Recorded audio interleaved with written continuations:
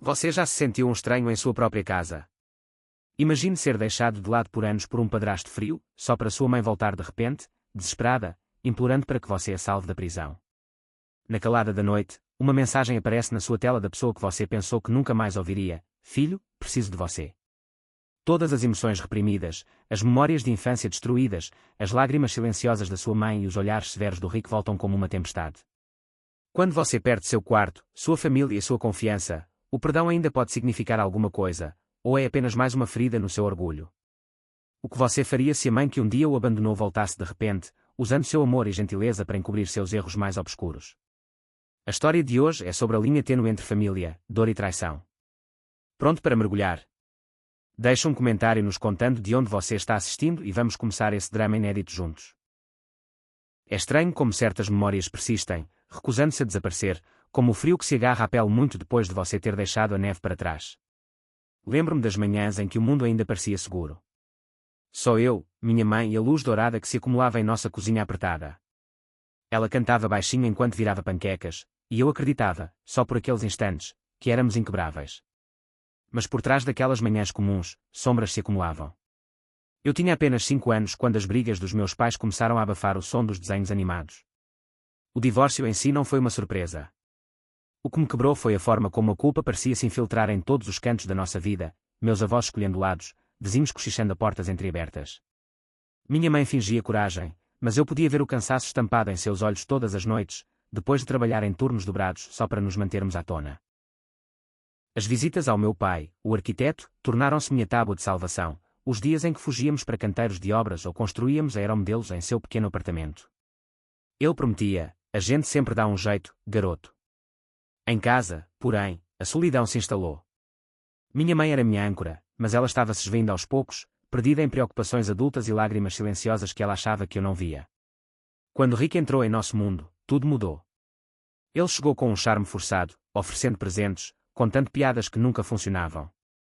No começo, minha mãe sorria mais. Houve até raras noites de risadas no jantar, com Rick preparando seu chili mundialmente famoso e minha mãe fingindo que não estava muito salgado. Mas logo, esse riso foi substituído por um novo tipo de tensão. Rick, imponente, teimoso, encontrava maneiras de me fazer sentir pequena sem nunca levantar a voz. De repente, senti como se eu fosse uma intrusa em minha própria casa. As conversas ficaram mais curtas. Minha mãe começou a esconder os pulsos machucados sob longos cardigãs, insistindo que era apenas desajeitada. Até meu melhor amigo da rua, Jamie, percebeu como eu havia me tornado retraída. Ele me lançava um olhar preocupado no ponto de ônibus, perguntando se estava tudo bem. Mas o que eu poderia dizer? Minha família está se desintegrando. Que a mulher que um dia prometeu o mundo agora estava deixando um estranho destruir tudo o que havíamos construído. A verdadeira dor foi perceber a mudança na minha mãe, a maneira como ela deixava as palavras de Rick ferirem seu espírito, a maneira como seus abraços se tornavam menos frequentes. E nas noites em que as brigas eram mais intensas, eu me escondia no meu quarto, com os fones de ouvido apertados, rezando para escapar. Mas as paredes daquela casinha não eram grossas o suficiente para afastar a dor. Às vezes, minha avó, cuja vida foi moldada pela resiliência, aparecia com biscoitos caseiros e conselhos severos: famílias passam por tempestades, mas você se apega àqueles que ama, não importa o quão difícil seja. Mesmo ela, forte e firme, parecia impotente diante da crescente divisão. Olhando para trás, vejo uma infância marcada não apenas pelo amor que busquei tão desesperadamente, mas também por uma lenta compreensão. Nem todas as feridas são visíveis. Algumas são construídas dia a dia, nos cômodos onde você não é mais bem-vindo, no silêncio que se instala, nos olhos que desviam olhar quando você mais precisa deles. Quando cheguei à adolescência, já tinha aprendido a guardar segredos. Encontrei conforto em livros, caminhadas noturnas e nós raros fins de semana com meu pai. Cada visita era um oásis fugaz, um lembrete do que uma família poderia ser, se eu conseguisse unir as duas metades. Mas o lar havia se tornado uma sombra de si mesmo. E eu também. Com o passar dos anos, os ressentimentos aumentaram, cada um aprofundando as rachaduras que um dia destruiriam tudo o que eu achava que sabia sobre minha família. E isso, ali mesmo, foi só o começo. No dia em que Rick realmente entrou em nossas vidas, as sementes do ressentimento foram plantadas, e tudo mudou. Mas o que acontece quando o amor se transforma em sobrevivência, e aqueles em quem você mais confia se tornam estranhos em sua própria casa? É incrível como um estranho pode virar o seu mundo de cabeça para baixo tão rápido. Rick não entrou de repente em nossas vidas, ele se esgueirou, astuto e calculista, a princípio usando a máscara de um namorado atencioso que só queria ajudar. Eu tinha 15 anos quando minha mãe o apresentou em um churrasco em família. Ela parecia diferente naquele dia, não apenas feliz, mas quase desesperada para que alguém notasse. Minha tia linda, sempre a observadora atenta, sussurrou para mim: ele tem olhos de vendedor, querida. Cuidado. Eu não sabia o que ela queria dizer na época, mas logo saberia. Por um breve momento, Rick desempenhou o papel com perfeição, trazendo flores para a mamãe, contando piadas de pai que não faziam sentido, exibindo suas habilidades de churrasqueiro. Ele até tentou se conectar comigo, forçou uma conversa sobre beisebol e faculdade, me dando um molho de chaves de uma motocicleta que eu nunca tinha visto. Ele alegou que era um gesto de confiança, mas todo mundo sabe que confiança não se compra com presentes, não é mesmo? Logo depois daquela tarde ensolarada, Rick se mudou. E as coisas mudaram rápido. No início, foi sutil. Mamãe começou a reorganizar nossos móveis, mudando as receitas da família, atualizando o guarda-roupa. O Rick acha que a gente devia tentar algo novo, dizia ela, forçando uma risadinha, enquanto seu antigo brilho se apagava. Ele impôs novas regras pela casa, sapatos tirados o tempo todo, tarefas atribuídas em um cronograma rígido no quadro branco. De repente, eu estava sendo repreendida por coisas que eu sempre fazia: ouvir música muito alta, deixar a louça na pia por 5 minutos, até mesmo ligar para o meu pai por tempo demais no meu próprio quarto. As discussões viraram um ritual noturno. Às vezes era por causa das minhas notas, às vezes por nada. A voz do Rick se elevava, e quando isso acontecia, a mamãe se encolhia, com os olhos grudados no chão. Minha priminha Zoe, que vinha nos visitar nos fins de semana, certa vez pegou o Rick rosnando para mim pelo jeito como eu atendia à porta. Ela nunca mais veio aqui depois disso, não posso culpá-la. A cada semana que passava, a casa parecia menos um lar e mais o reino do Rick. Até a vovó tentava intervir, me convidando para dormir na casa dela e perguntando se estava tudo bem. Eu sempre a ignorava, mas a verdade era que nunca me sentia segura o suficiente para contar a ninguém o que estava acontecendo. Meu velho amigo Jamie também notou a mudança em mim. Minhas piadas sumiram na escola, minhas notas caíram, em vez de convites, eu só queria ficar sozinha. Rick vasculhava minhas coisas, reorganizava meus livros, jogava fora as fotos antigas do meu pai do corredor. Certa vez, encontrei meu desenho favorito da infância rasgado no lixo. Quando perguntei, Rick apenas deu de ombros: era bagunça, garoto. Cresça. Mamãe mal reagiu, parecia apenas cansada, desgastada por 1000 pequenas batalhas que sabia que não conseguiria vencer. Mas o que mais me magoou foi a própria mamãe. Ela costumava me defender, mesmo quando eu estava errado. Agora, ela olhava nervosa para o Rick antes de dizer qualquer coisa, como se pedisse permissão. Às vezes, eu a via sentada no carro lá fora, depois do trabalho, apenas, respirando, lutando contra as lágrimas, temendo o que havia dentro dela. Comecei a me refugiar em pequenas liberdades. Caminhadas até tarde da noite, longas ligações para o papai ou até mesmo ficar horas extras na escola para não voltar para casa. Mas, por mais que eu tentasse correr, a influência de Rick se estendia ainda mais. A traição não era apenas a presença de Rick, era o desaparecimento lento da minha mãe, sua aceitação silenciosa, sua decisão de permanecer em silêncio quando eu mais precisava dela. Eu sentia que estava de luto não apenas pelo lar que havia perdido, mas pela minha mãe que um dia prometeu nunca deixar ninguém me machucar. Foi assim que o ressentimento silenciosamente se enraizou. Cada palavra cruel não dita, cada olhar de soslaio, cada porta silenciosamente fechada. Ao final daquele primeiro ano com Rick, eu não estava apenas com raiva, eu estava vazia, caminhando por uma casa que não lembrava mais do meu nome. Naqueles meses solitários, comecei a perceber, às vezes, sobreviver significa abrir mão de velhos sonhos e encarar a dura verdade. Nem todos que você ama vão te defender. E, às vezes, a única maneira de se manter firme é se afastar das pessoas que te destruíram. Mas a ruptura estava longe de terminar. Se eu achava que perder a sensação de lar era doloroso, nada poderia me preparar para o momento em que Rick me tiraria o último espaço que era verdadeiramente meu quarto. E foi aí que tudo realmente desmoronou.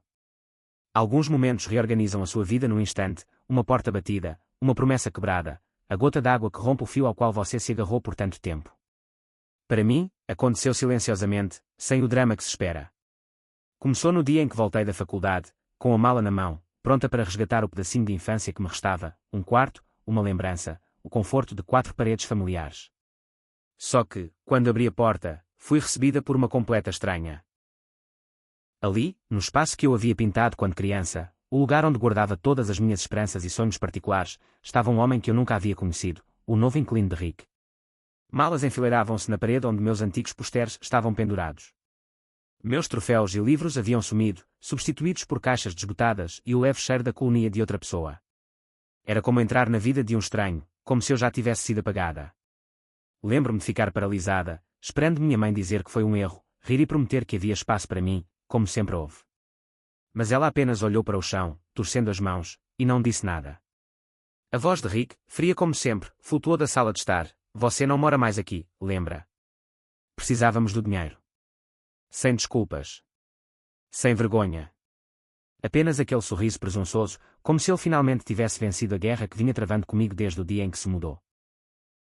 Parecia que todas as lembranças que eu tinha daquela casa tinham acabado de ser entregues, tudo por algumas centenas de dólares de aluguel. Por um momento, quase implorei, quase. Mas algo endureceu dentro de mim. Minha mãe, que certa vez me disse que aquela casa era nosso lugar seguro, não me estendeu a mão, não me defendeu. Ela me deixou sair naquela noite, com a mala arrastando atrás de mim, o ar frio do inverno atravessando meu casaco enquanto eu esperava um táxi na calçada. O mundo parecia menor do que nunca.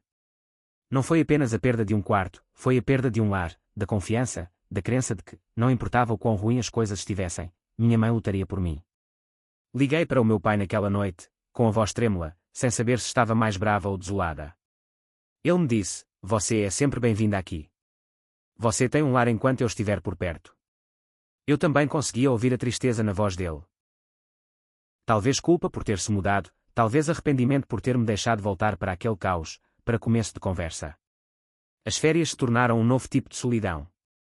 Eu me hospedei em motéis baratos, fiz macarrão com queijo em caixa no micro-ondas e observei famílias passando pelas janelas embaçadas pela chuva. Na escola, eu dizia aos amigos que estava ocupado demais para ir para casa, no dia de ação de graças. Meu amigo Jamie, sempre tão leal, tentou-me fazer desabafar, mas eu me recolhi a mim mesmo, envergonhado do espaço vazio onde minha família costumava estar. Comecei a escrever cartas para uma mãe que nunca as leria, despejando a dor, a frustração, as palavras que eu não conseguia dizer em voz alta, porque você não me escolheu, nem que fosse uma vez. Fiquei de olho no celular, esperando as ligações dela, mas elas foram ficando cada vez menos frequentes. Com o tempo, pararam de vez. Com o tempo, criei novos rituais. Corridas de domingo com o papai, sessões de estudo até altas horas da noite, até terapia, onde finalmente admiti que a raiva que eu guardava estava mascarando uma dor que eu não tinha coragem de enfrentar. Cada pequena vitória, cada passo em direção à cura, era como sair de um poço em que outra pessoa havia me empurrado. Mas a ferida persistia. Eu não estava apenas perdendo um cômodo em uma casa, eu estava perdendo a própria ideia de família, de amor incondicional. Eu estava recomeçando, de verdade, desta vez. E por mais doloroso que fosse, percebi que não era apenas uma vítima de traição, eu era uma sobrevivente, trilhando meu próprio caminho, aprendendo a não me contentar com migalhas de afeto de pessoas que deveriam ter-me estimado mais. Ainda assim, nada disso tornou as coisas mais fáceis quando, anos depois, meu telefone vibrou com uma mensagem da minha mãe, o nome dela se acendendo depois de quase uma década. As palavras estavam borradas de desespero, arrependimento e, mais uma vez, um pedido de ajuda. 4 anos de silêncio, cura, crescimento e cicatrizes persistentes ***. O silêncio pode ser ensurdecedor. Depois que saí da casa da minha mãe pela última vez, foi como se alguém tivesse abaixado o volume de uma parte da minha vida, aniversários silenciados, feriados silenciados, ligações silenciadas que nunca chegariam. Durante anos, o espaço entre nós se alargou, preenchido com coisas não ditas e feridas abertas. Mas naquele vazio, algo mais silenciosamente criou raízes, o lento e incerto trabalho de cura.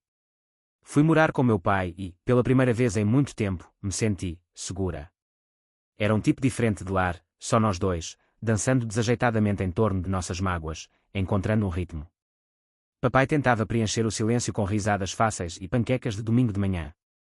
Ele me arrastava para aulas de arquitetura, me apresentava aos amigos e me distraía com projetos, como construir uma estante de livros da qual eu mal precisava. Ele fingia que era sobre marcenaria, mas nós dois sabíamos que era sobre construir um lugar ao qual eu pertencesse. Mesmo assim, havia noites em que eu acordava com o coração disparado, a dor da traição voltando. Na faculdade, eu me mantinha praticamente sozinho. Pessoas como Jamie, meu velho amigo fiel, tentavam me puxar de volta para a vida, me convidando para festas, jantares noturnos e até para conhecer sua nova namorada. Mas eu carregava meu trauma como uma sombra, ele me perseguia por toda parte. Às vezes, eu invejava meus colegas de classe com suas famílias intactas, suas histórias casuais sobre o lar. Foi na terapia que finalmente deixei a dor falar. Não foi fácil sentar em um consultório aconchegante, diante de um estranho que fazia perguntas difíceis e se recusava a me deixar fechar a porta para o meu passado. Por que você se sente culpada? Perguntava a minha terapeuta, gentil, mas com firmeza. E sempre a mesma resposta. Porque eu a abandonei quando ela precisava de mim. Porque eu queria me salvar. Juntos, desfizemos o nó do amor e do ressentimento, da aceitação e da raiva. Aprendi que seguir em frente não significava apagar o passado, mas aprender a conviver com as cicatrizes. Mesmo assim, a ausência da minha mãe era constante. Os jantares de ação de graças eram tranquilos, só eu e meu pai assistindo a reprises de jogos de futebol americano, fingindo que o lugar vazio à mesa não era assombrado pela lembrança. No Natal, não enviei cartões para ninguém. Observei as famílias no parque com uma pontada de angústia, imaginando como seria fazer parte de algo ininterrupto. Enquanto isso, a vida acontecia. Fiz novos amigos, Emily, do grupo de estudos, que enxergava além das minhas barreiras, e Mark, um colega de quarto que se tornou como um irmão. Eles nunca se intrometeram na minha família, mas me apoiaram de pequenas maneiras. Com pacotes de carinho durante as provas finais, piadas internas rabiscadas em post-its. Com eles, reaprendi a rir, a confiar que nem todos iriam embora. Apesar de tudo, as perguntas nunca se dissiparam. Será que eu deveria ter me esforçado mais? Será que fiz a coisa certa ao ir embora, ao me proteger? Algumas noites, eu rascunhava e-mails não enviados para minha mãe, debatendo se o perdão poderia ser oferecido através daquele abismo. Mas a dor ainda era muito crua, o silêncio dela, definitivo demais. De vez em quando, a vovó ligava, perguntando se eu queria comer torta na minha casa, e sua voz era um fio suave que me ligava aos fragmentos da minha infância. Eu sempre dizia que sim, deixando que ela me mimasse, deixando que suas histórias preenchessem os espaços vazios deixados para trás. E, gradualmente, comecei a me sentir mais leve. Não curada, nunca totalmente curada, mas mais forte. Percebi que minha história não era apenas sobre perda. Era sobre sobrevivência, sobre construir um senso de autoestima após a traição. Cada cicatriz era uma evidência, eu havia suportado. Eu havia crescido. Mas mesmo quando encontrei meu equilíbrio, o passado ainda esperava em cantos escuros, contente em sussurrar lembretes de tudo que eu havia perdido, desafiando-me a deixar ir para sempre. Achei que os anos finalmente tinham me distanciado o suficiente da sombra da minha mãe. Achei que tinha superado tudo. Mas a vida tem um jeito de testar as feridas que você achava que estavam curadas. Porque às vezes, justamente quando você começa a respirar aliviado, o passado não bate à porta, ele entra derrompante pela porta, desesperado, exigente e impossível de ignorar. Você nunca espera de verdade que os fantasmas venham visitá-lo. Começou com um zumbido baixo no meu telefone, um número desconhecido, tarde da noite, piscando na escuridão do meu quarto. Por um breve segundo, me perguntei se era um número errado, um atendente de telemarketing ou talvez já me estivesse passando um trote. Mas então veio a mensagem: é sua mãe. Por favor, preciso da sua ajuda. É urgente. Minha mente congelou. Anos se passaram em silêncio, anos que passei construindo um muro tijolo por tijolo, me convencendo de que havia seguido em frente, de que o perdão era superestimado, de que o encerramento era um mito. Mas agora, apenas 3 palavras dela, e todas as feridas se abriram de novo. Contra todos os meus instintos, liguei de volta. Sua voz, o mesmo tremor que eu me lembrava da infância, estava carregada de desespero e arrependimento. Eu não entraria em contato se não estivesse desesperada, implorou ela.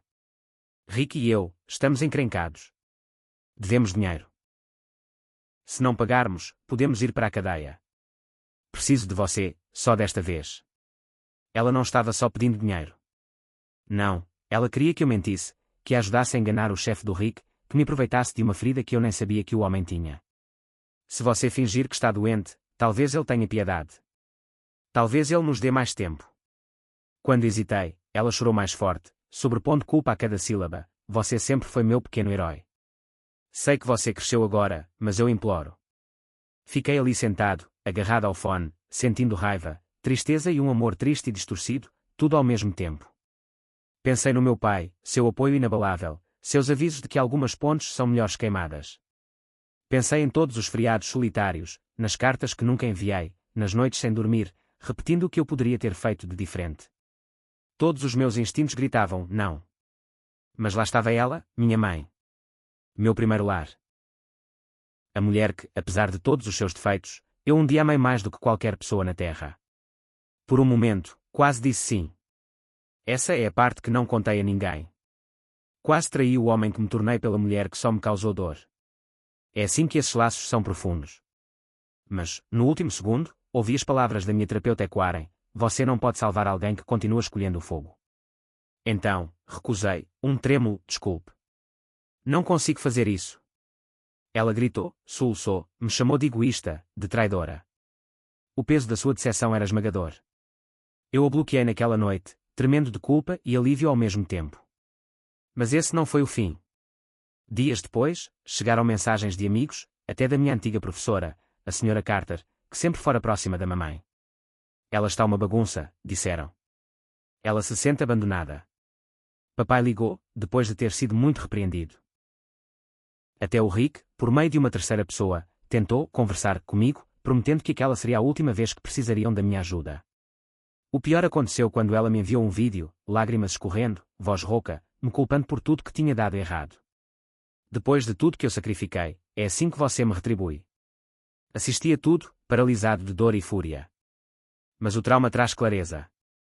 Pela primeira vez, vi a manipulação dela pelo que realmente era, um ato desesperado de alguém que sempre colocou as próprias necessidades acima das minhas. A família, que eu havia perdido, não era real. Nunca fora. E agora, a traição final não era apenas o desespero dela, era a disposição dela de me usar como um peão, custasse o que custasse. Jamie e Emily tentaram me confortar, oferecendo espaço, distração e até risadas.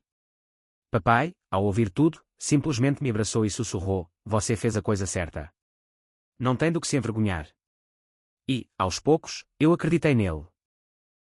Percebi também que o encerramento não tem a ver com perdão, mas sim com escolher a si mesmo, mesmo quando parece impossível. Mas o passado nunca desaparece completamente.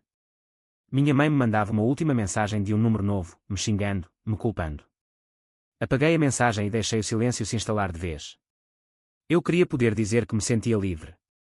Mas o que eu realmente sentia era outra coisa, como sair para o ar de inverno, com a respiração fria, o coração acelerado, a incerteza do amanhã. No entanto, havia paz na honestidade, na finalidade. Minha história não tinha acabado. Era apenas virar uma página. E às vezes, depois da traição final, é quando a verdadeira cura começa, asterisco. Deixar ir de verdade, não é nada como eu imaginava. Não vem acompanhado de um grande momento de catarse. Sem trilha sonora, sem fogos de artifício, sem revelação, é mais silencioso, mais solitário, mas estranhamente honesto. Depois daquela mensagem final da minha mãe. As palavras ásperas, a culpa pesada, sentei-me à janela, observando as luzes da cidade tremuluzirem em silêncio. Continuei esperando a raiva retornar, o calor familiar no meu peito, a vontade de consertar o que não tinha conserto. Mas, em vez disso, eu me sentia apenas, cansada.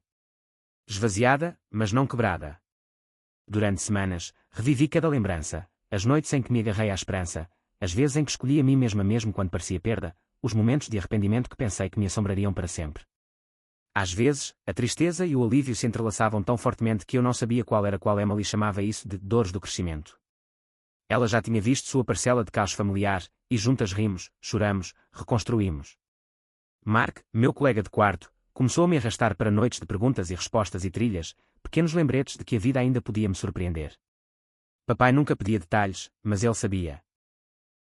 Nas tranquilas manhãs de domingo, tomávamos café juntos. Ele apontava para um cardeal no quintal ou conversava sobre seu trabalho, lembrando-me gentilmente de que o mundo continua girando, mesmo para os feridos. Se as lágrimas surgissem, ele as deixava. Se eu precisava de silêncio, ele o preenchia com música. De certa forma, nós dois lamentávamos o que tínhamos perdido, mas nos orgulhávamos da sobrevivência um do outro. Às vezes, eu voltava aos velhos hábitos, escrevendo cartas não enviadas para minha mãe, repassando nossas últimas palavras, o amor e a decepção entrelaçados. Mas, a cada semana que passava, o desejo desaparecia, substituído por algo novo, aceitação. Minhas feridas provavelmente nunca desapareceriam. Mas talvez não precisassem. A terapia se tornou um espaço para a honestidade, um ritual semanal em que parei de fingir e comecei a perdoar. Não exatamente perdoando minha mãe, não pelo que ela tinha feito. Mas me perdoando por precisar me afastar, por traçar um limite quando a lealdade se tornou autodestruição. A avó, sempre a âncora, permaneceu, assando tortas e contando histórias de família, lembrando-me de que raízes podem crescer, mesmo depois de tempestades. Na varanda dela, eu deixava o sol quente me banhar e, por um instante, me sentir inteira. A maior surpresa. A esperança. Ela surgiu aos poucos, no início, apenas a crença de que eu poderia recomeçar. Com o tempo, significou abrir espaço para novas pessoas, novas memórias e uma vida sem velhas feridas. Foi aí que realmente comecei a viver. Quando comecei a imaginar um futuro repleto de risos que não é quase com velhas dores. Cada cicatriz conta uma história. A minha sempre será marcada por traições, arrependimentos e suposições. Mas também é uma história de escolha, de sobrevivência e, finalmente, de cura. Deixar ir não é esquecer. É fazer as pazes com o passado para que você possa carregar apenas o que precisa para o amanhã. E se você já esteve à beira de um coração partido, se perguntando se algum dia se sentirá bem novamente, eu prometo, um dia, você se sentirá. Então me diga, como seguir em frente quando tudo o que você achava que sabia desmorona? Você já encontrou liberdade ao desapegar? Compartilhe sua história nos comentários. Alguém aí, talvez até você, precisa saber que não está sozinho. E ao encerrar este capítulo, lembre-se, todo fim, por mais doloroso que seja, abre espaço para um novo começo. Obrigada por trilhar esta jornada comigo, asterisco. Muito obrigada por ter dedicado seu tempo para assistir a este vídeo. Significa muito para mim que você tenha participado desta jornada. Se você achou a história significativa ou instigante, por favor, curta, compartilhe e se inscreva, isso realmente ajuda o canal a crescer e atrai mais pessoas que podem se conectar com essas histórias. Também adoraria ouvir suas ideias, experiências ou sugestões, então não hesite em deixar um comentário abaixo. Seu feedback me ajuda a criar um conteúdo melhor e mais significativo para todos nós. Obrigado novamente pelo seu apoio e mal posso esperar para ver você no próximo vídeo.